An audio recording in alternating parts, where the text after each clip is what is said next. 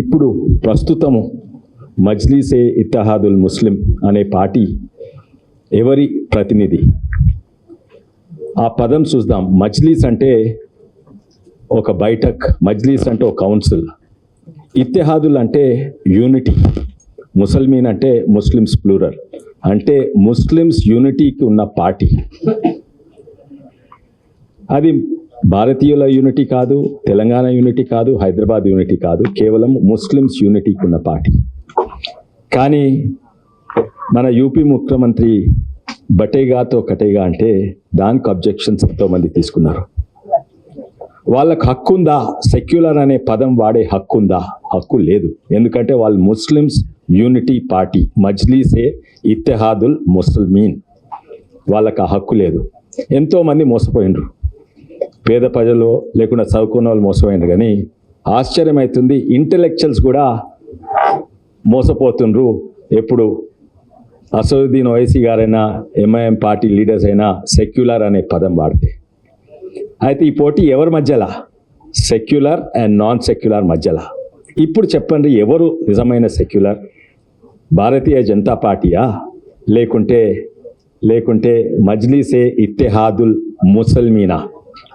ఇది అందరు కూడా యాదికి పెట్టుకోవాలి. పార్టీకి అతీతంగా ఇప్పుడు ఉన్న ఓట్లు బీజేపీకి 25 ఉన్నాయి, కాంగ్రెస్కు 14 ఉన్నాయి, టీఆర్ఎస్కు 24 ఉన్నాయి, ఎంఐఎంకు 49 ఉన్నది. దీంట్లో ఎవరు సెక్యులర్, ఎవరు యాంటీ సెక్యులర్? ఇది ఎంతోమందిని మోసం చేసి నిన్నేళ్ళు మోసపోతుంటా వచ్చింది. ఎంతోమంది ఇంటెలెక్చువల్స్ మోసపోతున్నా వచ్చిండ్రు. అందుకే నేను అందరినీ కూడా ప్రత్యేకంగా కాంగ్రెస్ ఓటర్స్కు, మరి టీఆర్ఎస్ ఓటర్కు ఆత్మ పరిశీలన చేసుకొని మీరు ఓట్ చేయండి. మీరు నిజంగానే సెక్యులరా? ఇది గిట్ట నిజంగానే మీ ఆత్మ పరిశీలన చేసుకొని ఓటేస్తే తప్పనిసరిగా మా క్యాండిడేట్ గౌతమ్ రావు గారు గెలుస్తారు. నాకు ఇప్పుడే మాక్ పోలింగ్ అయింది. 100కు 100% బీజేపీ ఓట్లు అయితే మనకు వస్తాయి. కానీ కనీసం 70% మనకు టీఆర్ఎస్ కాంగ్రెస్ ఓటు కూడా. పార్టీలను మర్చిపోండి. ఐక్యత అంటే ఓ ముసల్మాన్ ఐక్యత కాదు, భారతీయుల ఐక్యత మనసులు ఉంచుకొని ఓట్ చేయండి. తప్పనిసరిగా మా క్యాండిడేట్ గెలుస్తారు. మళ్ళీసారి అవకాశం ఇచ్చినందుకు ధన్యవాదాలు. ఇప్పుడు మన ముందు మల్కాజ్గిరి పార్లమెంట్ సభ్యులు, పార్టీ సీనియర్ నాయకులు వారు మాట్లాడుతున్న కొడతారు. ఈటల రాజేందర్ గారిని మాట్లాడుతున్న కొడతాను.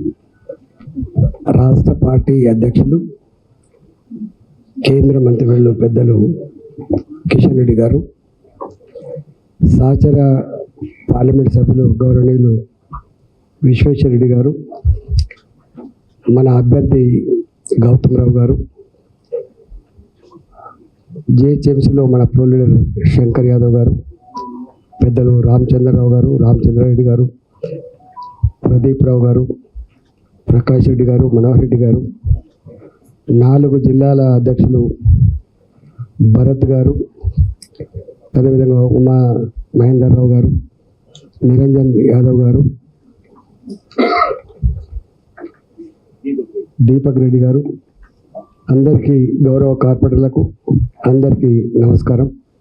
ఇప్పటిదాకా పెద్దలు చెప్పినట్టుగా జిహెచ్ఎంసీ పరిధిలో మీరు వేసిన ప్రతి ఓటు, మా వాళ్ళు అన్నారు ఏదో మాక్ పోలింగ్లో డెమాన్స్ట్రేషన్ లేకపోయినా, ముందస్తుగా చెప్పకపోయినా, నేను ఫస్ట్ టైం చూసిన 100కు 100% మంచిగా ఓట్లు వేసింది. జనరల్గా ఎమ్మెల్యేలకు కూడా మాక్ పోలింగ్ పెట్టిస్తారు, ఎందుకంటే ఒక ఓటు కూడా పోవద్దని చెప్పి. మీరు ఆ పైన వేసిందని చెప్తుంది కదా, 1 అని రాయలే, టిక్కు పెట్టలే, బరాబరి ఒకటే అని రాసిండు. కాకపోతే 70 నుంచి పైకి పోయింది. అంత మాత్రం అది కాదు, 100కి 100%, 100కు 100% పర్ఫెక్ట్గా డెమాన్స్ట్రేషన్ లేకుండా వేసింది మీరు. రేపు కూడా తప్పకుండా అట్లే ఓట్లు వేసి మన ఓట్లు మనం వేసుకోవాల్సిన అక్కడ ఉంది. 2 దీంట్లో మన పెద్దలంతా చెప్పినట్టుగా హైదరాబాద్ నగరంలో ఇవాళ 2nd హైయెస్ట్ ఓట్స్ ఉన్నాయి మనకే.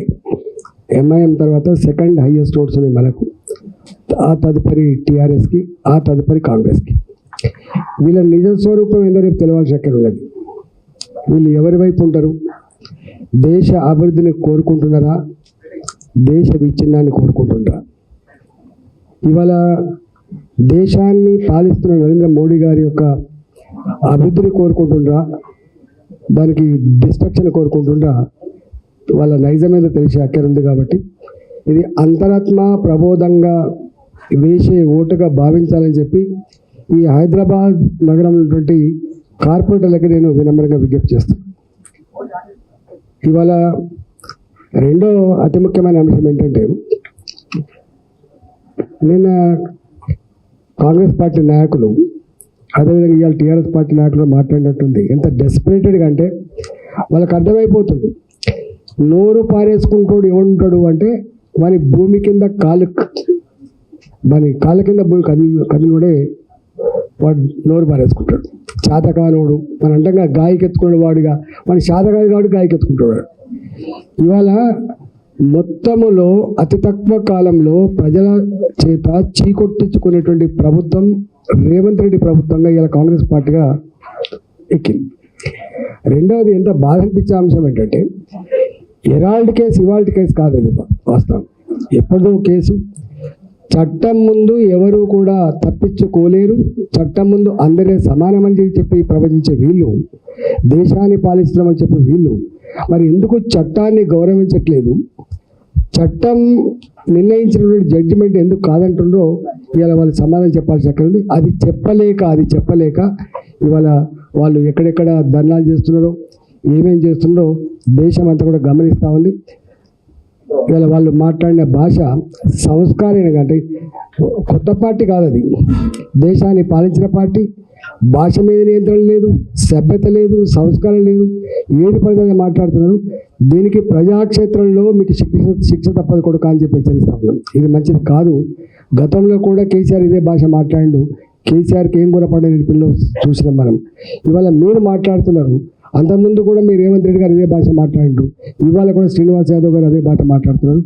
ఈ భాష తాత్కాలికంగా నీ వందిమ గాథలకు సప్పట్లు కొట్టడానికి, ఈలను కొట్టడానికి, నువ్వు తృప్తిపడడానికి పనికొస్తుంది తప్ప ప్రజలు తృప్తిపడడానికి కానీ, ప్రజాస్వామిక వాదులు తృప్తిపడడానికి కానీ ఇది మంచిది కాదు. ఇవాళ నిజంగా నేను 25 ఏళ్ళుగా చూస్తున్నా కిషన్ రెడ్డి గారిని. ఒక్కనాడు కూడా ఎంత ఎమోషన్ ఉన్నప్పటికీ కూడా, ఈవెన్ మేము కూడా శాసనసభలో శవాలు ఎత్తుకపోయిన సందర్భాల్లో, ఫైరింగ్ జరిగిన సందర్భాలు, రక్తం చిందిన సందర్భాల్లో కూడా మేము మా టెంపర్మెంట్ కోల్పోలేదు. మేము మాట్లాడే భాష మాట్లాడినాం సభలలో, బయట కూడా సభల్లో మాట్లాడినాం, కానీ ఇంత సంస్కారహీనంగా మాట్లాడిన సందర్భం లేదు. వారు 25 ఏళ్ళుగా ఎన్నడూ కూడా వ్యక్తిగతంగా ఎవరిని మాట్లాడిన సందర్భాలు కానీ, సిద్ధాంత ప్రాతిపదికన మాట్లాడతారు, అంశాల వారిగా మాట్లాడతారు, ప్రజల పక్షాన మాట్లాడే సందర్భాలు చూసినా కానీ ఎప్పుడు కూడా వ్యక్తిగతంగా చూసిన సందర్భాలు కానీ ఎప్పుడు చేయలేదు. అలాంటి వ్యక్తిని పట్టుకొని ఇలా ఈ మాటలు మాట్లాడడం అనేది 100కు 100% తెలంగాణ సమాజం అసహించుకుంటుంది. దీనికి తప్పకుండా మూల్యం చెల్లించక తప్పదని చెప్పి కాంగ్రెస్ పార్టీకి హెచ్చరిస్తూ ఉన్నాం. ఇవాళ మీరు మాట్లాడే భాష మా గుండెల్లో పెట్టుకోవడం తప్పకుండా దీనికి ఎక్కడ గుణపాఠం చెప్పానో, ఎట్లా గుణపాఠం చెప్పానో తప్పకుండా ప్రజాక్షేత్రంలో గుణపాఠం తప్పదని చెప్పి హెచ్చరిస్తాను. ఒకటి మాత్రం సత్యం ఏంటంటే, ఇవాళ కాంగ్రెస్ పార్టీ కానీ ఇటు బీఆర్ఎస్ పార్టీ కానీ రెండింటికి ముఖం లేదు. ఇలా చెప్పాలి ఎవరికి ఓటు వేయబోతున్నారు, మీరు ఎవరి వైపు ఉంటా ఉన్నారు చెప్పాల్సి అక్కడ ఉన్నది. డెఫినెట్గా ఇవాళ మరొకసారి హైదరాబాద్ ప్రజానికానికి, తెలంగాణ ప్రజానికానికి వీళ్ళ డొంకదాడు పద్ధతులు, వీళ్ళ చీకటి ఒప్పందాలు, వీళ్ళ నీచమైన ఆకృత్యాలు తప్పకుండా దీంతో అర్థమయ్యేటువంటి ఆస్కారం ఉంది. కాబట్టి ఇవాళ మనం మాత్రం డెఫినెట్గా మన మిత్రులు ఉంటారు. నేను 2-3 సార్లు ఈ మధ్యలో మీ కౌన్సిల్కి వచ్చిన అందరికీ కాన్షియస్గా ఉన్నారు, వాళ్ళు అర్థం చేసుకున్న వాళ్ళు ఉన్నారు. మంచి 70,000 80,000 ఓట్లకు నాయకత్వం వహించిన కార్పొరేటర్లు గంత గుడ్డిగా ఉంటారని చెప్పి నేను అనుకోవట్లేదు. వాళ్ళ అంతరాత్మ ప్రబోధం మేరకి తప్పకుండా ఓటు వేసి దేశ అభివృద్ధిలో, దేశ ఐక్యతలో, దేశ ప్రశాంతతలో ఇవాళ భాగం పంచుకోవాలని చెప్పి వాళ్ళకు విజ్ఞప్తి చేస్తూ భారత్ మాతాకి జై. ధన్యవాదాలు రాజేంద్ర గారు. ఇప్పుడు మన అభ్యర్థి అయినటువంటి డాక్టర్ గౌతమ్ రావు గారు మనకు అప్పీల్ చేస్తారు. భారత్ మాతాకి ఈ యొక్క సమావేశానికి అధ్యక్ష వహిస్తున్నటువంటి రామచంద్రరావు గారు, పెద్దలు మంత్రివర్యులు రాష్ట్ర అధ్యక్షులు కిషన్ రెడ్డి గారు, పార్లమెంట్ సభ్యులు ఈటల రాజేందర్ గారు, విశ్వేశ్వరరెడ్డి గారు, కౌన్సిల్ లీడర్ అయినటువంటి శంకర్ యాదవ్ గారు, చింతల రామచంద్ర రెడ్డి గారు, ప్రదీప్ గారు, ప్రకాష్ రెడ్డి గారు, మనోహర్ రెడ్డి గారు, అధ్యక్షులు నిరంజన్ యాదవ్ గారు, మహేందర్ గారు, దీపక్ రెడ్డి గారు, భరత్ గౌడ్ గారు, మరియు గౌరవ కార్పొరేటర్లు మిత్రులు శ్యామచంద్ర గౌడ్ గారు, మీడియా మిత్రులు అందరికీ మరియు పార్టీ నాయకులందరికీ కూడా నాయక నమస్కారం. ఇంతకుముందు మాట్లాడినటువంటి పెద్దలు చాలా విషయాలు చెప్పారు.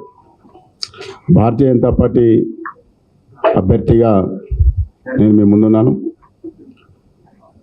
భారతీయ జనతా పార్టీ అభ్యర్థిగా కార్పొరేట్లకు కలిసినప్పుడు, మిగతా అందరినీ కూడా కలిసినప్పుడు మెజార్టీ భారతీయ జనతా పార్టీకి లేదు కదా, ఎందుకు మీరు అభ్యర్థిని పెట్టారని ఇంతకుముందే రాజేందర్ గారు చెప్పినారు. ప్రజాస్వామ్యం పట్ల నమ్మకము, రాజ్యాంగం పట్ల నమ్మకం ఉన్నటువంటి పార్టీగా ఈ యొక్క జనసంఘ్ ప్రారంభమైనప్పుడు మొదటి పార్లమెంట్ ఎలక్షన్లప్పుడు కూడా భారతీయ జనసంఘ్ సగం సీట్ల కన్నా ఎక్కువ కూడా ఆ రోజు పోటీ చేయడం జరిగింది. ఆ రోజు పోటీ చేసినప్పుడు కూడా చాలామంది తర్వాత కూడా మన శక్తి గురించి మాట్లాడినప్పుడు మనం ఎక్కడ వెనుకపోలే. ఆ విధంగా ప్రతి ఎలక్షన్లో ప్రజాస్వామ్యంగా జరుగుతున్నటువంటి ప్రతి దగ్గర కూడా భారతీయ జనతా పార్టీ అభ్యర్థులుగా నిలబెట్టడం మనం చేస్తూ ఉన్నాం. ఈ యొక్క లోకల్ అథారిటీస్ తర్వాత లోకల్ బాడీ ఎలక్షన్స్ అవుతున్నాయో, హైదరాబాద్ నుంచి రిప్రజెంట్ చేయడానికి ఎమ్మెల్సీ అయితే ఉందో, హైదరాబాద్ ప్రజల యొక్క అభివృద్ధి, హైదరాబాద్ ప్రజల యొక్క యోగక్షేమాలు, హైదరాబాద్ ప్రజలకు మౌలిక వసతులు కల్పించడం కొరకు బాణీగా కౌన్సిల్లో ఉండాలి అనే ఒక ప్రక్రియలో మనం అయితే పెట్టుకున్నామో, దానికి అయితే ఓటర్స్గా మనం ఉన్నామో, ఈ యొక్క ప్రజలను రిప్రజెంట్ చేసేటువంటి, హైదరాబాద్లో నివసిస్తున్నటువంటి ప్రజలను రిప్రజెంట్ చేసేటువంటి యొక్క ఓటర్స్గా మనం ఈ యొక్క అభ్యర్థిని మనం రేపు ఎన్నుకోబోతాం. కాబట్టి ఒకటే ఇంతకుముందు చెప్పినట్టు, ఈ రాష్ట్రంలో మిగతా రాజకీయ పార్టీలు ఉన్నప్పటికీ కూడా ఈరోజు ఒక జాతీయ భావం కలిగినటువంటి మనం దేశ ఐక్యత గురించి, సమగ్రత గురించి, హిందూ ధర్మం గురించి, 140 కోట్ల జనాభా ఈ దేశంలో ఉన్నటువంటి అందరి గురించి ఆలోచించేటువంటి పార్టీగా మనమైతే ఈరోజు ఉన్నామో ఒక శక్తివంతంగా ఒకవైపు. రెండో వైపు ఒక కుటుంబం ఆధారంగా, ఒక మతోన్మాద శక్తిగా, మతాన్ని ఆధారంగా పనిచేస్తున్నటువంటి ఒక రాజకీయ పార్టీ ఈరోజు బరిలో ఉన్నాయి.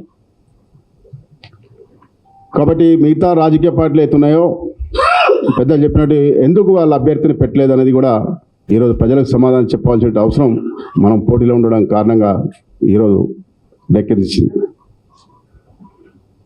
కాంగ్రెస్ పార్టీ మాకు సరైనటువంటి నెంబర్ లేదు కాబట్టి మేము నిలబడలేదు చెప్తాను.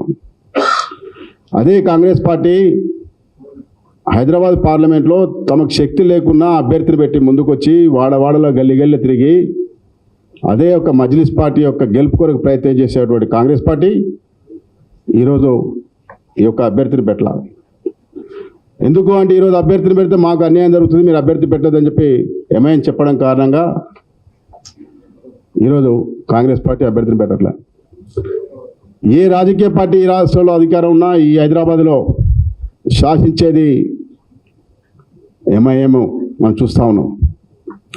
కాబట్టి దానికి సరైనటువంటి గుణపాఠం చెప్పాలంటే మనము ఏదైతే ఇంతకుముందు పెద్దలు చెప్పినట్టు మనం అయితే మాక్ పోలింగ్ పెట్టుకున్నప్పుడు కూడా ఈ యొక్క అవకాశంగా తీసుకొని మనకు ఉన్నటువంటి శక్తిలో ఎక్కడ కూడా మనం కొంత నిర్లిప్తగా కూడా కొంత చేయకుండా, ఎందుకంటే సమాజం భారతీయ జనతా పార్టీ వైపు చూస్తూ ఉంది. భారతీయ జనతా పార్టీకి అయితే శక్తి ఉందో ఆ శక్తి నిరూపణ అయితే రేపు జరగబోతూ ఉందో దాంట్లో కొంత మనం అశ్రద్ధగా ఎక్కడ కూడా ఎంతమంది పెద్దలు రాజేందర్ గారు చెప్పారు ఎమ్మెల్యేస్ కూడా మాక్ పోలింగ్ జరుగుతుందని.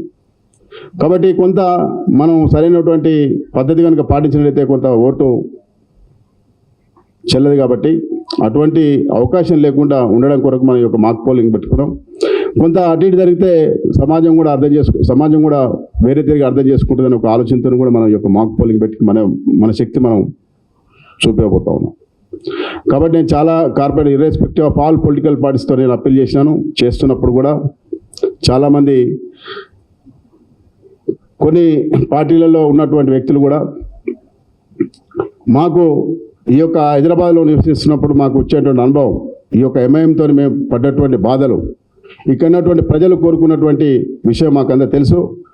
కాబట్టి ఆత్మ ప్రబోధంతోనే ఓటు వేయాలని చెప్పి అడిగినప్పుడు మేము తప్పకుండా ఆలోచిస్తామని చెప్పి కూడా చెప్తా ఉన్నాం. రామచంద్ర రెడ్డి గారు కూడా చెప్పినారు, ఇంతకుముందు డిప్యూటీ మేయర్ ఏ విధంగా మనం గెలిచినాం. కాబట్టి రాబోయేటువంటి ఎలక్షన్లో కూడా ఏదైతే ఎమ్మెల్సీ అభ్యర్థిగా నేను తప్పకుండా అందరినీ గౌరవ కార్పొరేటర్లను, తర్వాత ఎమ్మెల్సీ, ఎమ్మెల్యే, ఎంపీ ఓటర్స్గా ఉన్నటువంటి అందరినీ కూడా నేను అప్పీల్ చేస్తూ ఉన్నాను.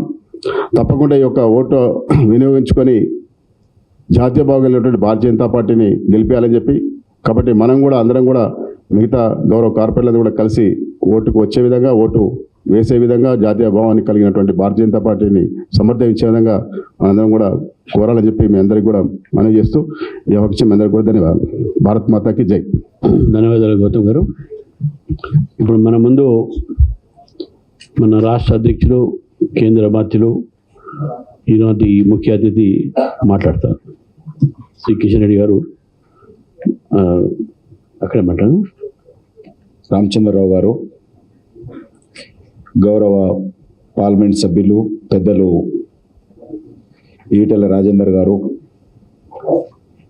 కొండ విశ్వేశ్వరరెడ్డి గారు,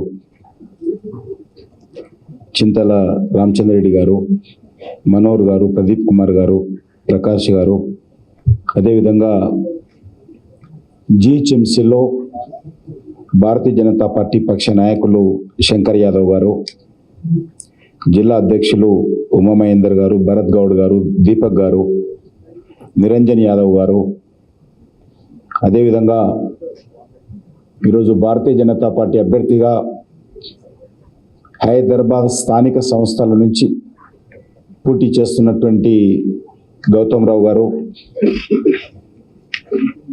అదేవిధంగా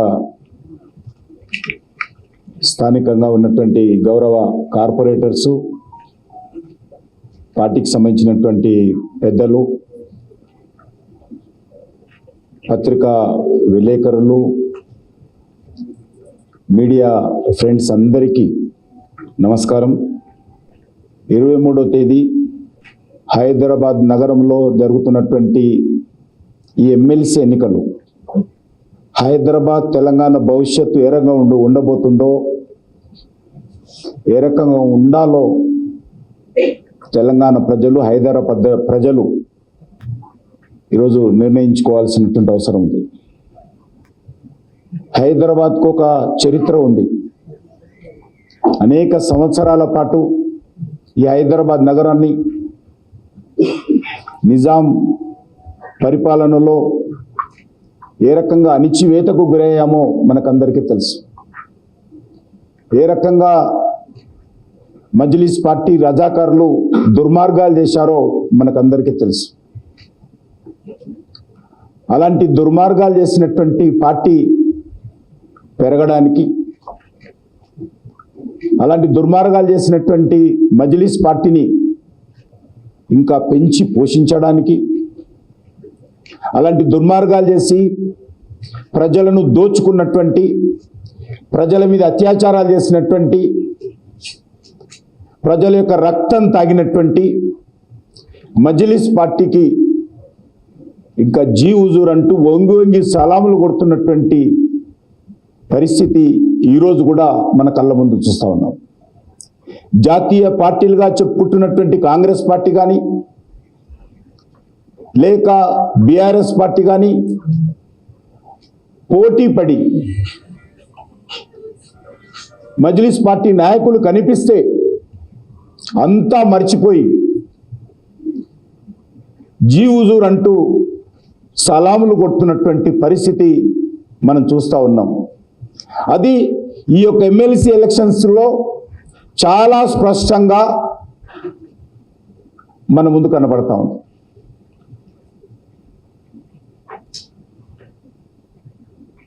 ఈరోజు కాంగ్రెస్ పార్టీ కానీ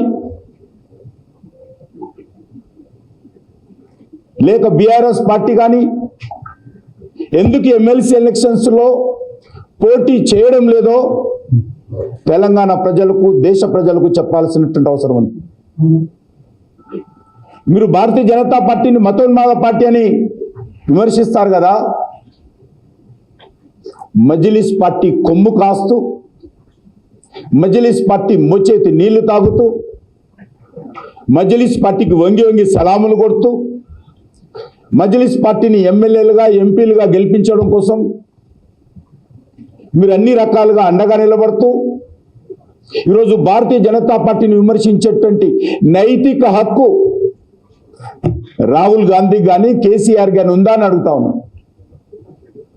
ఎస్, మేము బరాబర్ జాతీయవాదంతో కూడినటువంటి పార్టీ.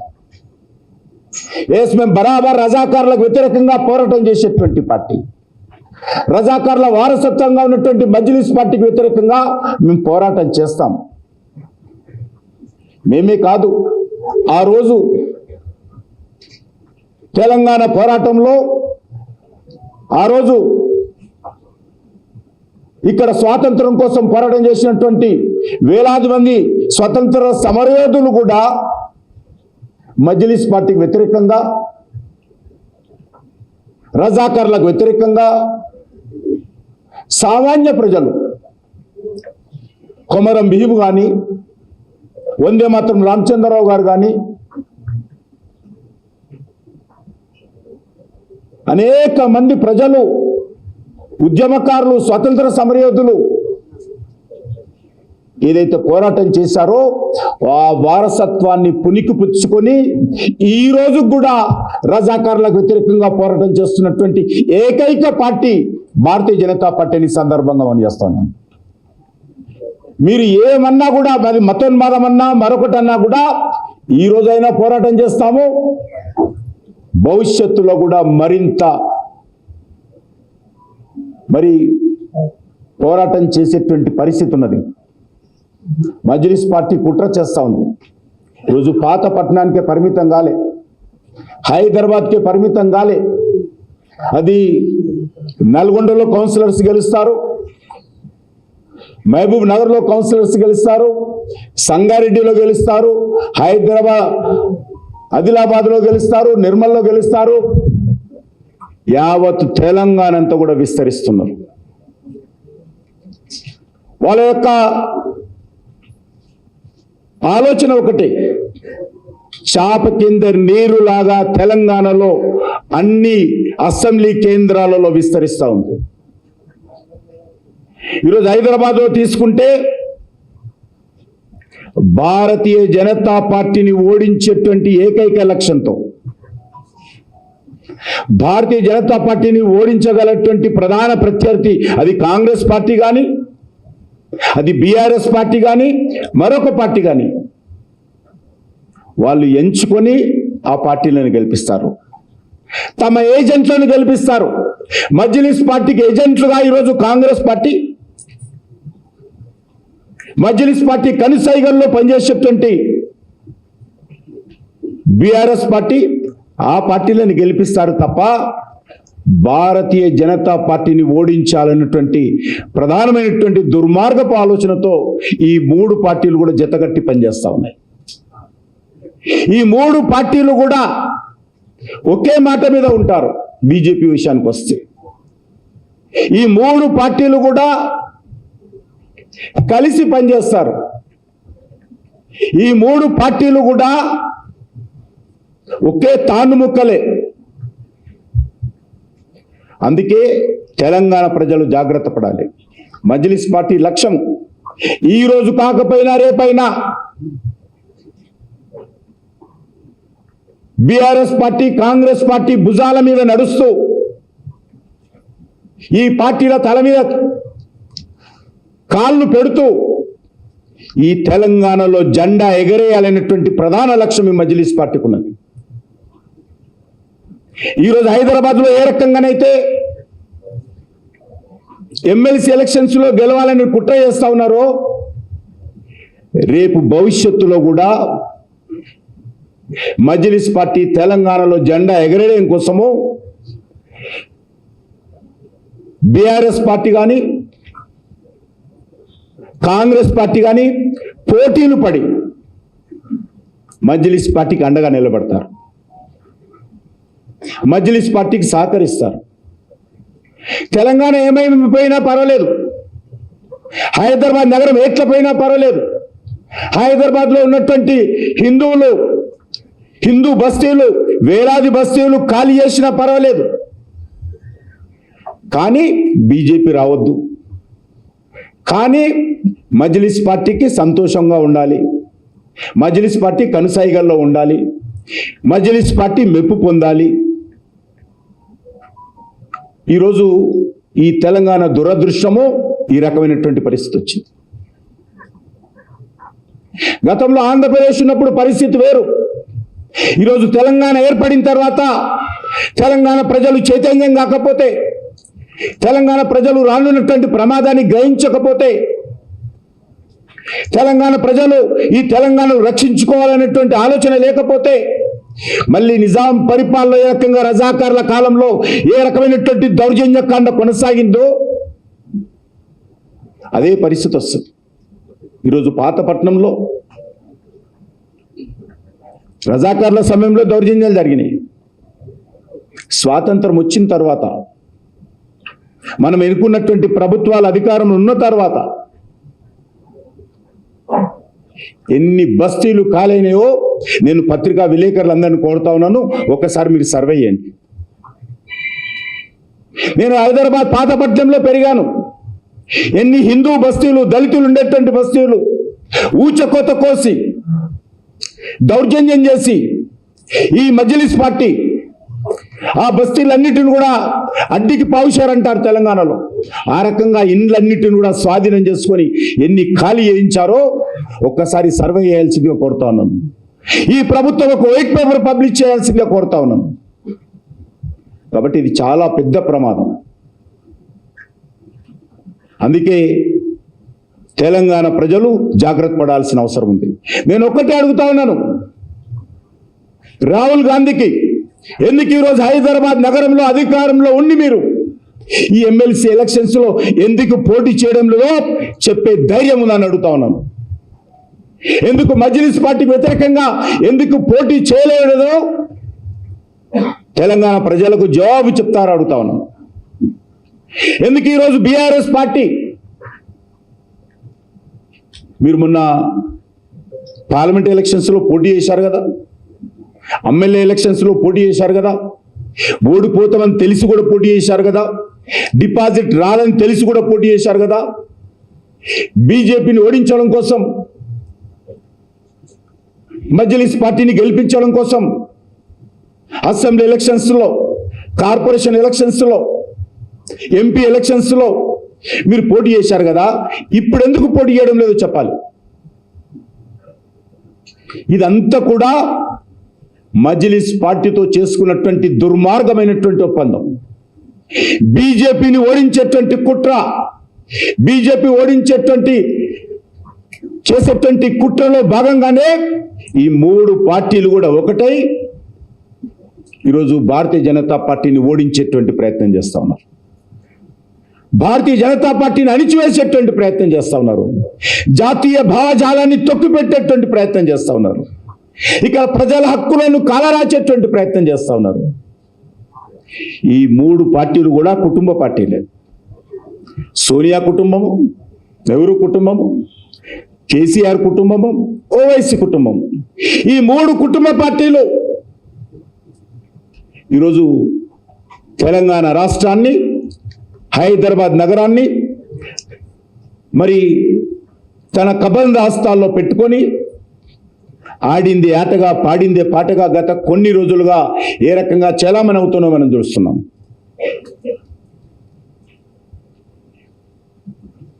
రాహుల్ గాంధీ కానీ, కేసీఆర్ కానీ అసదుద్దీన్ ఓవైసీ కనుసైగల్లో పనిచేస్తూ ఉన్నారు.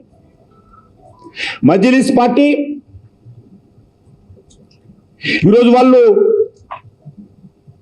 బీఆర్ఎస్కు దగ్గరనా, కాంగ్రెస్కు దగ్గరనా అంటే అది ప్రధాన విషయం కాదు. బీజేపీ వ్యతిరేకత ప్రధాన అంశం వల్ల బీజేపీ పెరగకుండా చూడడమే ప్రధాన అంశం. కాబట్టి మజ్లిస్ పార్టీ భారతీయ జనతా పార్టీని పెరగకుండా చూడాలనే దృక్పథంతో 2 పార్టీలతో సంసారం చేస్తూ ఉన్నారు.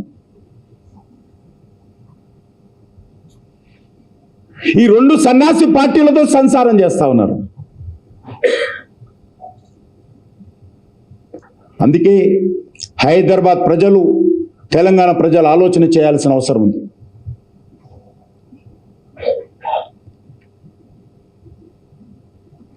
దక్షిణ భారతదేశంలో ముఖ్యంగా ఇక్కడ నిజాం పరిపాలన చేశాడు కాబట్టి ఈ యొక్క తెలంగాణ రాష్ట్రాన్ని మేము పరిపాలన చేసేటువంటి హక్కు మాకుంది. మేము రజాకర్ల ఆ రోజు ఏ రకంగానైతే దౌర్జన్యం చేశామో మళ్ళీ దౌర్జన్యం చేసేటువంటి హక్కు మాకే ఉంది. ఈ తెలంగాణ రాష్ట్రంలో ముఖ్యమంత్రి మేమే కావాలి అనేటువంటి ఒకటి శాశ్వత ప్రాతిపాదికన ఒక కుట్రతో ఈరోజు ఈ రకమైనటువంటి ఆలోచన ఈ ఎమ్మెల్సీ ఎలక్షన్స్లో స్పష్టంగా కనబడతా ఉంది. ఒకటే నేను అడుగుతా ఉన్నాను, ఇంతకుముందు గౌతమ్ రావు గారు కూడా చెప్పారు, మీరు అసెంబ్లీ ఎలక్షన్స్లో ఏ ప్రాతిపదికన పోటీ చేశారు? డిపాజిట్ రాదని తెలిసి కూడా పోటీ చేశారు కదా. ఎంపీ ఎలక్షన్స్లో కూడా పోటీ చేశారు, డిపాజిట్ రాదని తెలిసి కూడా పోటీ చేశారు కదా. మరి ఈరోజు మీకు కూడా ఓట్లున్నాయి కదా, మజ్లిస్ పార్టీతో సరి సమానంగా ఈ పార్టీలకు ఓట్లున్నాయి. మరి ఎందుకు పోటీ చేయడం లేదో చెప్పాల్సినటువంటి అవసరం ఉంది. మజ్లిస్ పార్టీ అంటే వెన్నులో వణుకు పుడుతుంది ఈ పార్టీలకు.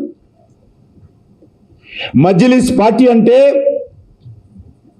ఓటు బ్యాంకు రాజకీయాలు జ్ఞాపకం వస్తాయి ఈ పార్టీకి. మజ్లిస్ పార్టీ అంటే మజ్లిస్ పార్టీ ఓట్లు జ్ఞాపకం వస్తాయి పార్టీలకు. మజ్లిస్ పార్టీ అంటే అధికారం జ్ఞాపకం వస్తుంది పార్టీలకు.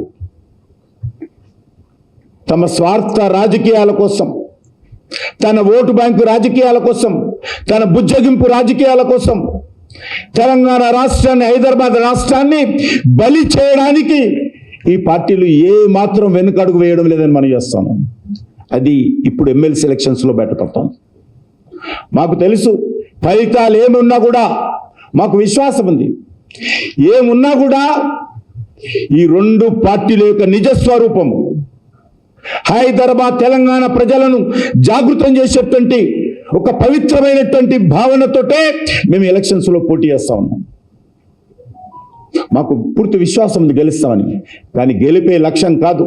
హైదరాబాద్ నగరంలో, తెలంగాణ రాష్ట్రంలో మజ్లిస్ పార్టీని అడ్డుకునేటువంటి ప్రధానమైనటువంటి బాధ్యత భారతీయ జనతా పార్టీ తీసుకుంది. ప్రజలు కూడా ఆ దిశలోనే మమ్మల్ని ఆలోచన చేస్తూ ఉన్నారు. మజ్లిస్ పార్టీని అడ్డుకునేటువంటి శక్తి, రెస్పాన్సిబిలిటీ తెలంగాణ ప్రజలు మా భారతీయ జనతా పార్టీ కార్యకర్తల భుజస్కంధాల మీద పెట్టారు. తప్పకుండా బాధ్యత మేము నెరవేరుస్తున్నాము. నేను ఈరోజు కార్పొరేటర్స్ కూడా కోరుతా ఉన్నాను, ముందుకు రండి. రజాకార్ల వారసత్వంగా ఉన్నటువంటి మజ్లిస్ పార్టీని ఓడించాలా, గెలిపించాలా ఈరోజు తెలుసుకోవాల్సిన అవసరం ఉంది. అందుకే ఇది చాలా ఒక ధర్మయుద్ధం. ఈ ధర్మయుద్ధము, ఈ ధర్మం రక్షించడం కోసం, ప్రజలను రక్షించడం కోసం మజ్లిస్ పార్టీ గూండాయిజం నుంచి, రౌడీయిజం నుంచి, మతోన్మాదం నుంచి ఈ తెలంగాణను, హైదరాబాద్ను రక్షించడం కోసం భారతీయ జనతా పార్టీ చేస్తున్నటువంటి ధర్మయుద్ధం అనే సందర్భంగా మనం చేస్తున్నాను. ఈరోజు మనం చూస్తాం హైదరాబాద్ అనాథగా మారిపోయింది. బీఆర్ఎస్ ఉన్నప్పుడు హైటెక్ సిటీలో రోడ్ల మీద రంగులేసి అదే హైదరాబాద్ అభివృద్ధి అని చూపించారు. వాళ్ళకి ఆ రోజు ఎల్బీ నగర్ కనిపించలే, మల్కాజిగిరి కనిపించలే, కూకట్పల్లి కనిపించలే, శామరిపేట కనిపించలే, షేర్లింగంపల్లి కనిపించలే, రాజేంద్ర నగర్ కనిపించలేదు, బర్కత్పుర, ఓల్డ్ సిటీ ఇవేమి కనిపించలే ఆ రోజు బీఆర్ఎస్ పార్టీకి. ఎక్కడైతే రియల్ ఎస్టేట్ వ్యాపారం ఎకరానికి 100 ఎకరాలు 100 కోట్లు వస్తాయో ఆ ప్రాంతమే కనిపించింది. అక్కడ కూడా అభివృద్ధి లేదు, డ్రైనేజ్ ప్లానింగ్ లేదు, రోడ్లకు సంబంధించినటువంటి ప్లానింగ్ లేదు. 60 అంతస్తులు 30 అంతస్తులు కడతారు, 30 ఫీట్ల రోడ్డు పెట్టారు. అలా లక్షల కార్లు వస్తూ ఉన్నాయి. ఎట్లా నడపాలి? ఆకాశం మీద నడుపుతారా కార్లన్నీ కూడా? కాబట్టి బీఆర్ఎస్ పార్టీ కూడా హైదరాబాద్ నిర్లక్ష్యం చేసింది. కాంగ్రెస్ పార్టీకి హైదరాబాద్ అంటే ఏందో తెలియదు. వాళ్ళకి తెలిసిందల్లా మజ్లిస్ పార్టీ. హైదరాబాద్ అంటే మజ్లిస్ పార్టీ, మజ్లిస్ పార్టీ అంటే హైదరాబాద్. కాంగ్రెస్ పార్టీ తెలిసింది అదొకటే. హైదరాబాద్ అంటే మజ్లిస్ పార్టీకి అప్పగించడం టోటల్గా. హైదరాబాద్ పెత్తనం మజ్లిస్ పార్టీ చేతిలో పెట్టి రాహుల్ గాంధీ ఈరోజు రాజకీయాలు చేస్తున్నాడు తెలంగాణలో. ఈరోజు ఎంత దుర్మార్గం అంటే, కార్పొరేటర్స్ మీకు తెలుసు, వీధి లైట్లు బల్బులు కాలిపోతాయి, వీధి లైట్లు కాలిపోతాయి. 6-7 నెలలు వీధి లైట్లు కొనడానికి డబ్బులు లేనటువంటి జిహెచ్ఎంసి పరిస్థితి, ఇంత దుర్మార్గమైనటువంటి పరిస్థితి హైదరాబాద్లో ఉంది. సిగ్గుండాలే. కార్పొరేటర్కు 50 బల్బులట. అంటే కార్పొరేటర్ ఒక బస్తీలో లైట్లు వేసుకోవాలా, లేకపోతే మొత్తం హైదరాబాద్ నగరంలో లైట్లు ఉండాలా? ఏమడుగుతున్నారు ప్రజలు? వీధి లైట్లు వెలిగించేటువంటి కాలిపోతే పరిస్థితి లేదంటే హైదరాబాద్ ఏ రకంగా ఉందో, తెలంగాణ ఏ రకంగా ఉందో, ప్రభుత్వ పనితీరు ఏ రకంగా ఉందో, జిహెచ్ఎంసి పనితీరు ఏ రకంగా ఉందో అర్థం చేసుకోవచ్చు. ఎక్కడ పోతున్నాయి డబ్బులు? జిహెచ్ఎంసిలో హౌస్ ట్యాక్స్ కానీ, జిహెచ్ఎంసి పరిధిలో పన్నులు కానీ, జిహెచ్ఎంసి పరిధిలో జిఎస్టీ కానీ, జిహెచ్ఎంసి పరిధిలో ఇన్కమ్ ట్యాక్స్లు కానీ అనేక రకాల పన్నులు వస్తాయి. కానీ హైదరాబాద్ ప్రజలకు తమ ఇంటి ముందు ఉన్నటువంటి రోడ్లో వీధి లైట్లు వెలగాలనేటువంటి హక్కు కూడా లేదా అడుగుతా ఉన్నాను. డ్రైనేజ్ ఓవర్ఫ్లో అయితే అది రిపేరింగ్ చేసేటువంటి పరిస్థితి కూడా ఉండదు అడుగుతా ఉన్నాను. డ్రింకింగ్ వాటర్ పొల్యూషన్తో కలిసి వస్తే దాన్ని మరమ్మతులు చేసేటువంటి అడిగేటువంటి హక్కు కూడా హైదరాబాద్ ప్రజలకు లేదా అడుగుతా ఉన్నాను. ఈరోజు జిహెచ్ఎంసీ ఏం చేశారు? కార్పొరేటర్స్ ఎందుకు గెలిపించారు? ఏమి హక్కులు లేవు, నిధులు లేవు. బీఆర్ఎస్ పార్టీ అదే విధంగా వ్యవహారం చేసింది, కాంగ్రెస్ పార్టీ అదే కొనసాగిస్తుంది. గతంలో కార్పొరేటర్స్ అంటే హైదరాబాద్ నగరంలో ఎంతో శక్తివంతంగా పనిచేసేవాళ్ళు, ప్రజల మధ్యలో పనిచేసేటువంటి వాళ్ళు. అది రోడ్డు వేయాలన్నా, డ్రైనేజ్ వ్యవస్థ మెరుగుపరచాలన్నా, పార్కులు డెవలప్మెంట్ చేయాలన్నా, స్కూళ్ళు డెవలప్మెంట్ చేయాలన్నా ఆ రోజు కార్పొరేటర్లకు అనేక రకాలుగా అధికారాలు ఉండేది, డబ్బులు ఉండేది. మరి ఈరోజు ఏమైందని అడుగుతా ఉన్నాను. ఈరోజు ఇన్కమ్ పెరుగుతున్నది కదా, రెవెన్యూ పెరుగుతున్నది కదా. హైదరాబాద్ నగరంలో గతంలో పోలిస్తే అన్ని రకాల ఆదాయం పెరుగుతుంది.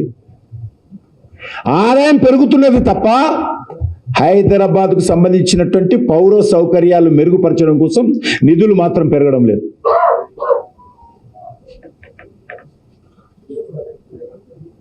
అందుకే హైదరాబాద్ నగరం అభివృద్ధి జరగాలంటే, హైదరాబాద్ నగరం మజ్లిస్ పార్టీని నుంచి రక్షించబడాలంటే, హైదరాబాద్లో ప్రజల యొక్క పౌర సౌకర్యాలు మెరుగుపడాలంటే ఈరోజు హైదరాబాద్ నగర ప్రజలు చాలా చైతన్యంగా ముందుకు రావాల్సినటువంటి అవసరం ఉంది.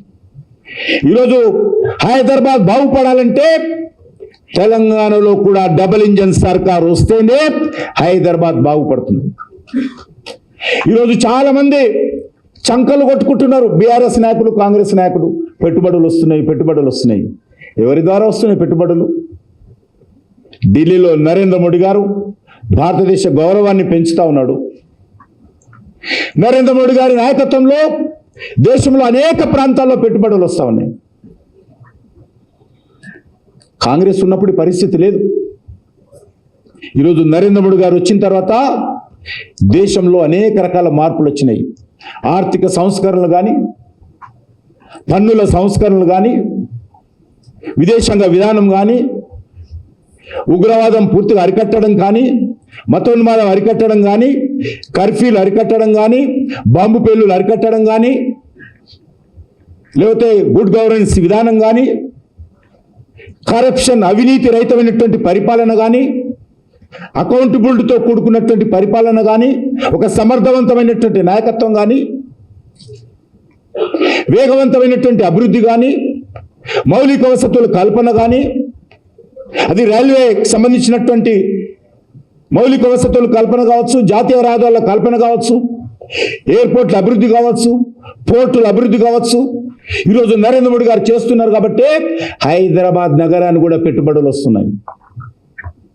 గతంలో ఏం పరిస్థితి ఉండేది? ఈ దేశంలో విద్యుత్ ఉండేది కాదు. విద్యుత్ కోసం పారిశ్రామికవేత్తలు, కంపెనీల ఓనర్స్ వచ్చి ఇందిరా పార్కులో ధర్నాలు చేసిన పరిస్థితి మనం చూసాం. ఏ నియమం పెట్టారు? మీరు ఇన్ని యూనిట్ల కంటే ఎక్కువ మీ కంపెనీలో ఖర్చు చేస్తే ఫైన్ వేసేటువంటి వాళ్ళు. ఎక్కడ చూడలే, ప్రపంచంలో ఎక్కడ ఉండదు, మన తెలంగాణలో ఉండింది. అప్పుడు ఏదైనా ఒక పరిశ్రమ ఇన్ని యూనిట్ల కంటే ఒక్క యూనిట్ ఎక్కువ ఖర్చు పెట్టుకున్నా, విద్యుత్ ఖర్చు చేసినా దాని మీద ఫైన్ వేసేసేవాళ్ళు. మాకు కరెంటు కావాలని ధర్నాలు చేస్తున్నటువంటి పరిస్థితి, కంపెనీ ఓనర్సు, వర్కర్సు, కార్మికులు ధర్నాలు చేసిన పరిస్థితి మన కళ్ళ ముందు చూశాం. రైతులు ఏ రకంగా విద్యుత్ కోసం రాత్రనక పగలనక ఎప్పుడు కరెంట్ వస్తుందని బావుల కాడ, కరెంటు మోటార్ల కాడ కాచుకొని ఉన్నటువంటి పరిస్థితి చూసాం మనం. ఈరోజు ఒక కొత్త భారతాన్ని నరేంద్ర మోడీ గారు ఆవిష్కరించారు. విద్యుత్ కోతలు లేనటువంటి రాష్ట్రం అది తెలంగాణ కానీ, ఆంధ్రప్రదేశ్ కానీ, ఉత్తరప్రదేశ్ కానీ, నార్త్ ఈస్ట్ కానీ ఎంతైతే కరెంటు కావాలో అంత ఇస్తున్నటువంటి పరిస్థితి. అందుకే ఈరోజు పెట్టుబడులు వస్తూ ఉన్నాయి దేశానికి పెట్టుబడులు వస్తూ ఉన్నాయి, హైదరాబాద్ పెట్టుబడులు వస్తూ ఉన్నాయి. కానీ హైదరాబాద్ ప్రజల యొక్క మౌలిక వసతుల కల్పన మాత్రం లేదు.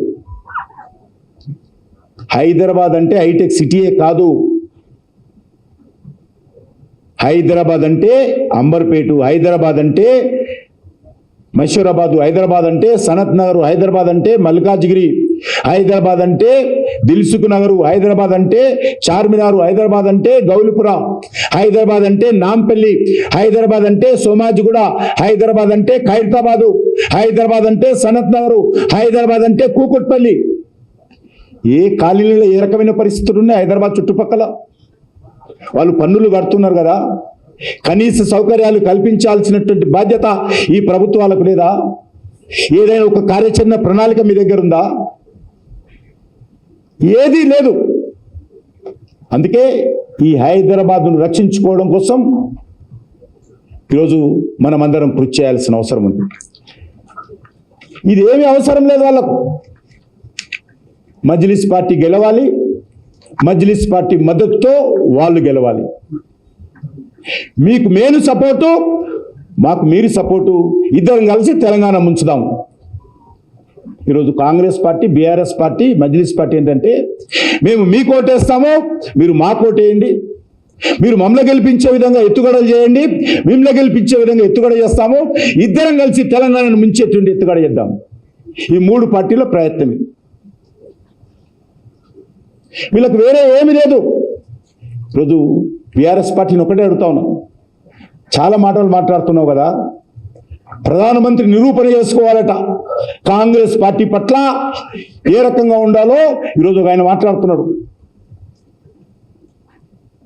మీరు నిరూపణ చేసుకున్నారు కదా మొన్న పార్లమెంటులో, ఇదే వక్ఫ్ బోర్డు కలిసి కాంగ్రెస్ పార్టీకి అనుకూలంగా కాంగ్రెస్ పార్టీ పక్కన కూర్చొని కాంగ్రెస్ పార్టీ చెప్పినటువంటి ఓటేశారు కదా, మీరు కాంగ్రెస్తో కలిసి నిరూపణ చేసుకున్నారు కదా. మొన్న చెన్నైలో లేని విషయాన్ని సృష్టించి ముఖ్యమంత్రి మీరు పోయి భారతీయ జనతా పార్టీకి వ్యతిరేకంగా, మోడీకి వ్యతిరేకంగా, కేంద్ర ప్రభుత్వం వ్యతిరేకంగా కలిసిపోయి నిరూపణ చేసుకున్నారు కదా.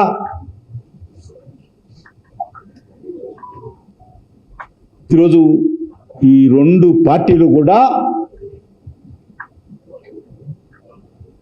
అసదుద్దీన్ ఓవైసీ అడుగుజాడల్లో, ఆయన ఆదేశాలతో మజ్లిస్ పార్టీకి భయపడి, మజ్లిస్ పార్టీ అడుగులకు మడుగులొత్తుతూ ఈరోజు ఎన్నికల్లో పోటీ చేయడం లేదు.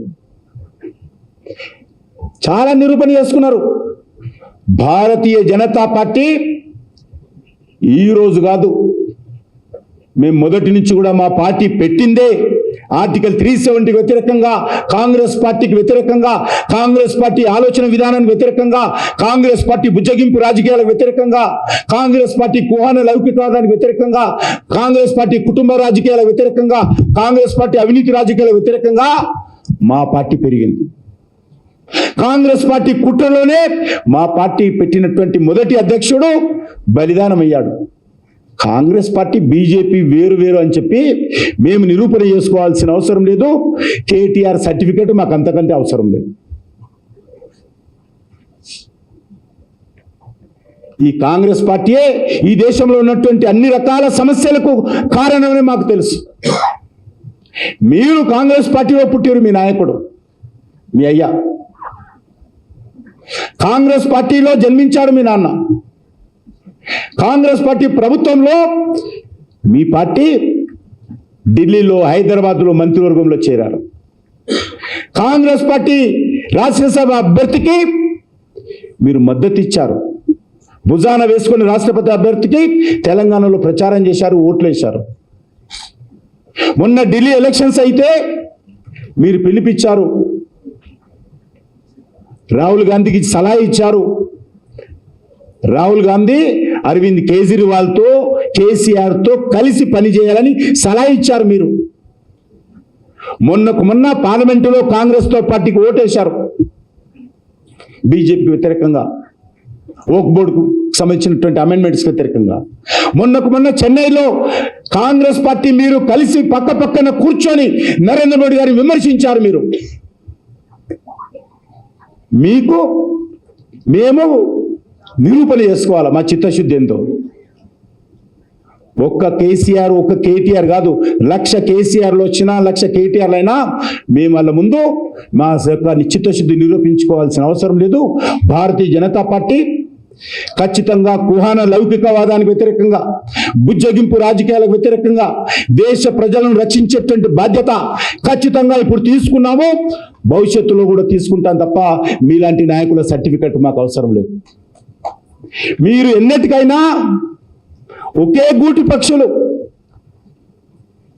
రేపు రాహుల్ గాంధీ కేసీఆర్కు ఫోన్ చేస్తే ప్రత్యేక విమానాలు వేసుకొని ఢిల్లీకి చేరేటువంటి పార్టీలు మీరు భారతీయ జనతా పార్టీని విమర్శించేటువంటి, భారతీయ జనతా పార్టీ యొక్క చిత్తశుద్ధిని నిరూపించుకోవాలని సలహా ఇచ్చేటువంటి హక్కు మీకు లేదనే విషయాన్ని ఈ సందర్భంగా మనవిస్తున్నాను. అందుకే మనమందరం కూడా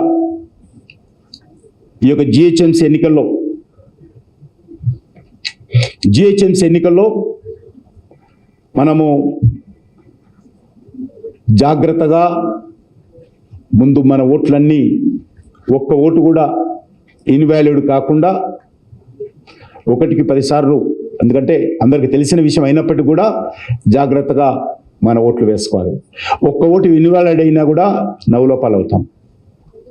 రెండోది, మిగతా ఓటర్స్ ఏ పార్టీ అయినప్పటికీ కూడా మజ్లిస్ పార్టీ హైదరాబాద్లో పెరగొద్దు అంటే, హైదరాబాద్ నగరం అభివృద్ధి జరగాలంటే, హైదరాబాద్లో మౌలిక వసతులు పెరగాలంటే ఈ యొక్క ఎన్నికలు మరొకసారి గత మున్సిపల్ కార్పొరేషన్ ఎలక్షన్స్లో ఏ రకంగా అయితే మనం బలపడ్డామో ఈరోజు హైదరాబాద్ నగరంలో కూడా అదే పద్ధతిన మనం ముందుకెళ్లాల్సినటువంటి అవసరం ఉంది.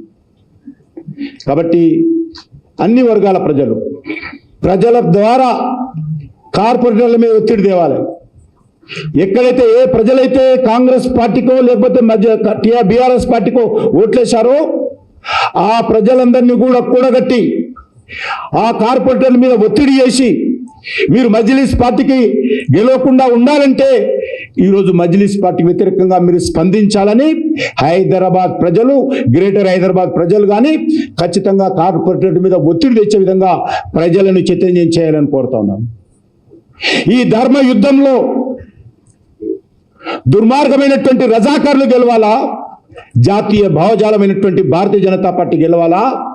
ఈరోజు హైదరాబాద్ ప్రజలతో మాట్లాడి హైదరాబాద్ ప్రజల మద్దతు కూడగట్టేటువంటి ప్రయత్నం చేయాలని చెప్పి నేను కోరుకుంటూ, దానికి అన్ని రకాలుగా మనము మరి ఈ రోజు నుంచి ప్రతి కార్పొరేటరు, ప్రతి భారతీయ జనతా పార్టీ కార్యకర్త అందరం కూడా కలిసికట్టుగా ఐక్యమత్యంతో 23వ తేదీ వరకు జాగ్రత్తగా వ్యవహరిస్తూ మన అభ్యర్థి గౌతమ్ రావు గారు వారు విద్యార్థి పరిషత్తులో అనేక సంవత్సరాల పాటు పూర్తి సమయం ఇచ్చి పనిచేశారు. నక్సలైట్లకు వ్యతిరేకంగా వారు ప్రాణాలకు తెగించి పనిచేసినటువంటి కార్యకర్త.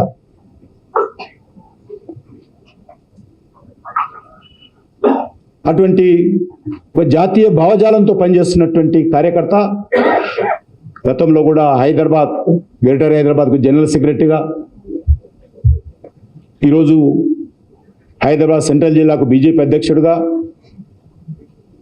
సేవలు అందించినటువంటి ఒక క్రమశిక్షణ కలిగినటువంటి కార్యకర్త, నాయకుడు. కాబట్టి ఈ ఎన్నికలు ఏవైతున్నాయో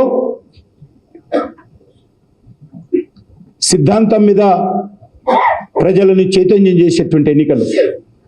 కాబట్టి ఈరోజు సిద్ధాంత భావజాలంతో ఉన్నటువంటి పార్టీ మనది. కాబట్టి ఖచ్చితంగా ఒక మంచి కార్యకర్తకు ఈ అవకాశం పార్టీ ఇవ్వడం జరిగింది.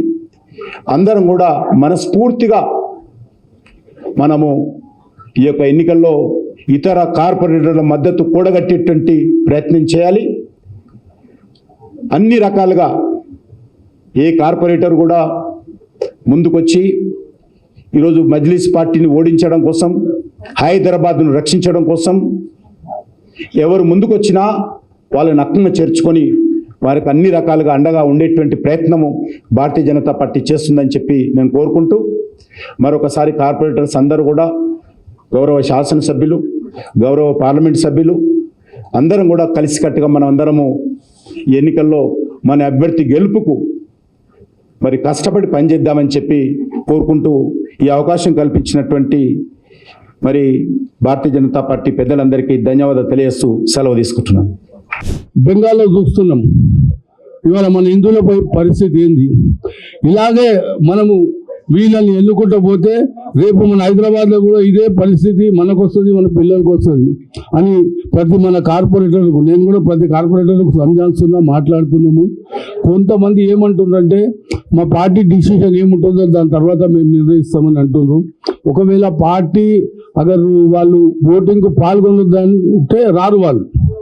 కానీ నేను వాళ్ళకు సంజాయిస్తున్నాను, ఇవాళ మన ధర్మంకి మళ్ళీ రేపు పార్టీల మీకు వాళ్ళకు అవసరం మిమ్మల్ని తీసుకుంటారు, ఏం భయపడకండి, రాండి ఓటేయండి అని అయితే చెప్తున్నా. మీరు కూడా అందరూ అదే సంజాయించి ఇవాళ మన ధర్మం కోసం అని ఒక మంచి గొప్ప ప్రచారం పబ్లిక్లో చేసి మన కార్పొరేటర్లను సంజాయించి ఓటింగ్లో పాల్గొంటట్టు చూడాలని నేను కోరుకుంటూ ముగిస్తాను. కాంగ్రెస్, బీఆర్ఎస్ వారిని ప్రోత్సహించినా, పోషించినా, పెంచినా హైదరాబాద్ ప్రజలు అడ్డుకోవాలి.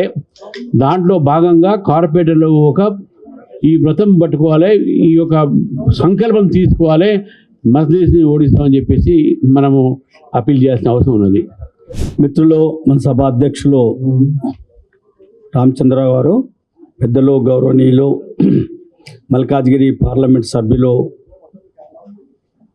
శ్రీ ఈటెల రాజేంద్ర గారు, పెద్దలు గౌరవనీయులు చేవెళ్ళ పార్లమెంట్ సభ్యులు శ్రీ కొండ విశ్వేశ్వరరెడ్డి గారు, మన కార్పొరేషన్లో మన ఫ్లోర్ లీడర్ గారు అయినటువంటి శ్రీ శంకర్ యాదవ్ గారు, స్థానిక సంస్థల ఎమ్మెల్సీ అభ్యర్థిగా పోటీలో ఉన్నటువంటి మన డాక్టర్ గౌతమ్ రావు గారు, మిగతా పెద్దలందరికీ, 4 జిల్లాల అధ్యక్షులు, నా తోటి ఉపాధ్యక్షులైనటువంటి డాక్టర్ మనోహర్ రెడ్డి గారు, కార్యదర్శి డాక్టర్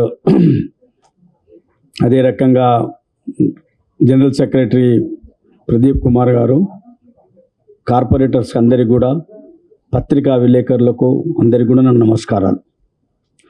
ఈనాడు ఇంతకుముందు రామచంద్రరావు గారు చెప్పినట్టు ఈ ఎన్నిక హిందూ ముస్లిం అనేటటువంటి పేరు పైన కాదు.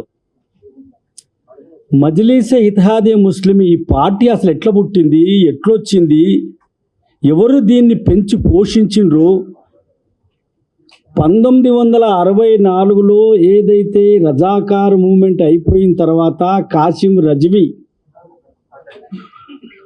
నిజాంకు ఒత్తాసు పలుకుతూ దేశ జైళ్ళల్లో బంధించినటువంటి కాసిం రజ్వీ పాకిస్తాన్ పంపిస్తున్నప్పుడు నాంపల్లి రైల్వే స్టేషన్లో సుల్తాన్ సలావుద్దీన్ ఓవైసీ నాన్న అయినటువంటి అతనికి ఆయన చెవులో చెప్పినటువంటి మాట, మీరు ఏదైతే మన వాళ్ళని రక్షించడానికి మనం ఏదో వాళ్ళ మీద దండయాత్ర చేసినట్టు ఈ మజ్లీస్ పార్టీ పెట్టాలని చెప్పినటువంటి సందర్భంలో 1964లో పుట్టినటువంటి ఎంఐఎం పార్టీ మొట్టమొదటిసారిగా ఆసిఫ్ నగర్లో సుల్తాన్ సలావుద్దీన్ ఓవైసీ ఫాదర్ నానా కౌన్సిలర్గా ఎన్నికైండు. అక్కడి నుంచి వాళ్ళ ప్రస్థానం మొదలైంది. ఈనాడు ఏదైతే దారు సలాం అనేటటువంటి వాళ్ళ పార్టీ కార్యాలయం ఉందో అది ప్రభుత్వం యొక్క ఆస్తి. అక్కడ ఫైర్ స్టేషన్ ఉండే అక్కడ నిజాం పరిపాలనలో అది ఫైర్ స్టేషన్. కాంగ్రెస్ పార్టీ వాళ్ళు అధికారంలో ఉన్నప్పుడు మజ్లీస్ వాళ్ళు కాంగ్రెస్ వాళ్ళు ఒక్కటై మిలాఖతై కోర్టులో కేసు ఉన్నటువంటి దాన్ని 1978లో మన చెన్నారెడ్డి గారు ముఖ్యమంత్రిగా ఉన్నప్పుడు హైదరాబాదులో రమిజాబీ అని ఒక కేసు అయింది. రమిజాబీ అనేటటువంటి ఒక ముస్లిం మహిళని రాత్రి రిక్షావాడు రేప్ చేసిండని చెప్పని మొత్తం హైదరాబాద్ని తగలబెట్టడానికి ఏదైతే సుల్తాన్ సలావుద్దీన్ ఓవైసీ ఎమ్మెల్యే ఉండే అప్పుడు గొడవలు చేసి చెన్నారెడ్డితో మిలాఖతై కాంగ్రెస్ పార్టీతో మిలాఖతై మాది ఏదైతే హైకోర్టులో ఈ యొక్క ఫైర్ స్టేషన్ కేసు నడుస్తుందో అది మా ఆస్తి కింద ప్రభుత్వం పెట్టినటువంటి కేసుని విత్డ్రా చేసుకోవాలని చెప్పని చెప్తే అప్పుడు కాంగ్రెస్ ప్రభుత్వం విత్డ్రా చేసుకుంటే ఆ ఆస్తి అక్కడ దక్కింది వాళ్ళకి. ఇలా వాళ్ళ కార్యాలయం అని పెట్టుకొని లక్షల రూపాయలు ఈనాడు దానికి ఇన్కమ్గా కిరాయిల కింద వస్తుంది. Medical college, Deccan medical college ఎట్లా తీసుకొచ్చిండ్రు? సచ్చిస్వరగానున్న ప్రతాప్ రెడ్డి గారు అడ్వకేట్ హిమాయత్ నగర్లో ఉండే, వాళ్ళ మజ్లీస్ పార్టీకి హిమాయత్ అడ్వకేట్ ఉండే ఆయన. ఈ 150 సీట్లకు పర్మిషన్ మాకు కావాలని చెప్పనని పర్మిషన్ తీసుకొని ఇల్లీగల్గా అడ్మిషన్ ఇచ్చినటువంటి దాన్ని సుప్రీంకోర్టులో కేసు ఉంటే ఆ కేసు విత్డ్రా చేసుకొని వాళ్ళకు లీగల్గా పర్మిషన్ ఇచ్చిన ఆయన ఓటేస్తే పార్లమెంట్లో.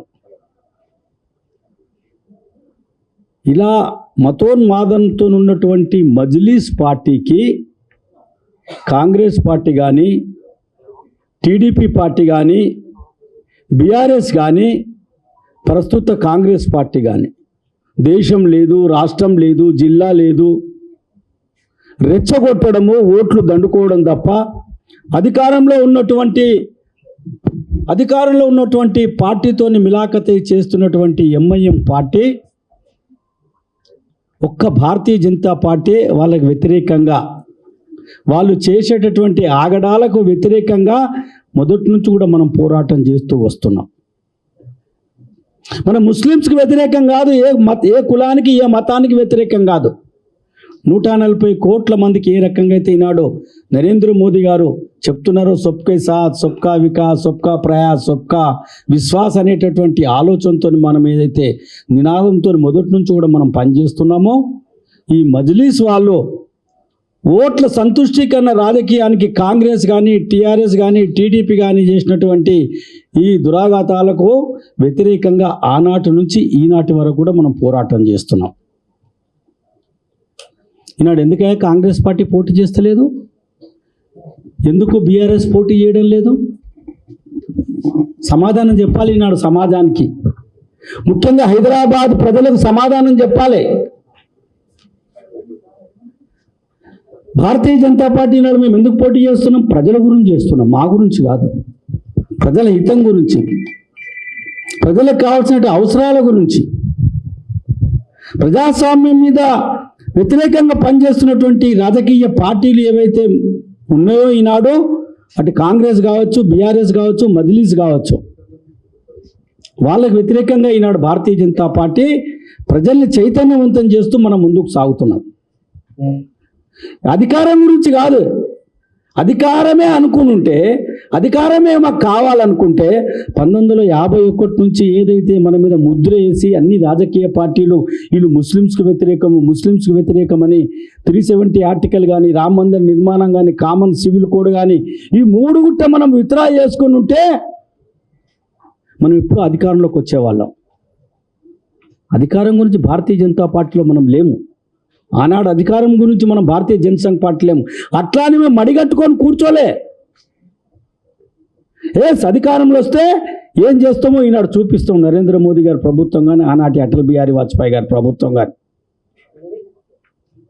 370 ఆర్టికల్ ఎత్తేయడం కానీ, రామ మందిర నిర్మాణం కానీ, మొన్న జరిగినటువంటి వక్ఫ్ బోర్డు బిల్లు విషయంలో కానీ, ట్రిపుల్ తలాక్ విషయంలో కానీ, చాలా విషయాల మీద ఈ దేశం గురించి మనం పనిచేస్తున్నాం.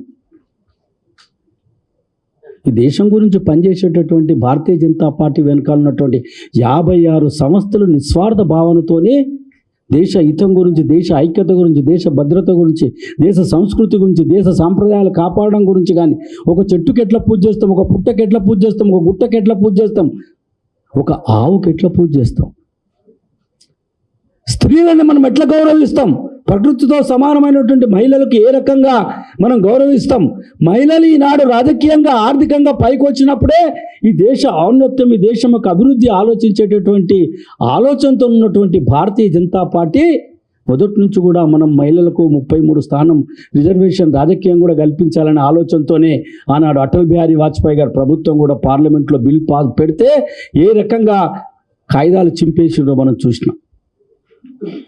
కాబట్టి మనం అధికారం గురించి, అధికారంలో వస్తే ఏం చేస్తామో చూపించాం. అధికారమే మా జీవిత పరమావధిగా మనం ఈ పార్టీలో పనిచేయడం లేదు. కాబట్టి కార్పొరేటర్స్ అయినటువంటి మీరు తక్కువ ఓట్లు ఉన్నాయని చెప్పని భయపడాల్సిన అవసరం లేదు. మీ అందరికీ కూడా తెలుసు, 2002లో భారతీయ జనతా పార్టీ తెలుగుదేశం పార్టీ అలయన్స్లో ఆనాడు బీజేపీకి 16 సీట్లు ఉండే, కార్పొరేటర్ సీట్లు 100 సీట్లలో, తెలుగుదేశానికి 21 ఉండే. అయినా మన డిప్యూటీ మేయర్ గెలిచాం మనం, సుభాష్ చంద్రజీ. ప్రజలు గమనిస్తున్నారు, గెలిచినటువంటి వాళ్ళు ఆలోచిస్తారు.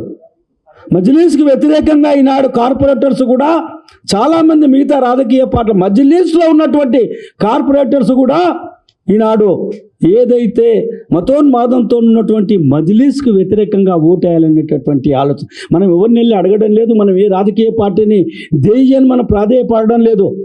కానీ సమాజం గురించి, ధర్మం గురించి ఎవరు పనిచేస్తున్నారో వాళ్ళ గురించి ఆలోచించేటటువంటి దాన్ని తప్పనిసరిగా మేము మద్దతు పలుకుతామనేటటువంటి ఆలోచనతోనే ఈనాడు అన్ని రాజకీయ పార్టీలలో ఉన్నటువంటి కార్పొరేటర్స్ కూడా భారతీయ జనతా పార్టీ నిల్చోబెట్టినటువంటి భారతీయ జనతా పార్టీ అభ్యర్థి అయినటువంటి డాక్టర్ గౌతమ్ రావు గారికి ఓటు వేయాలని చెప్పని ఈనాడు 2 పార్టీలు ఉన్నాయి, 2 పార్టీలు పోటీలో ఉన్నాయి.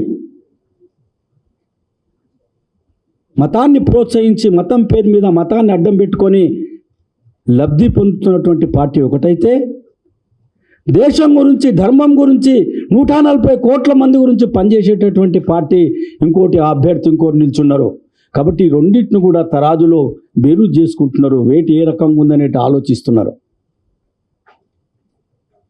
కాబట్టి కార్పొరేటర్లైన మీరు దయచేసి మీ కొలీగ్స్తో మాట్లాడండి, విషయాలు తెలియపరచండి, కలవండి, తప్పేం లేదు.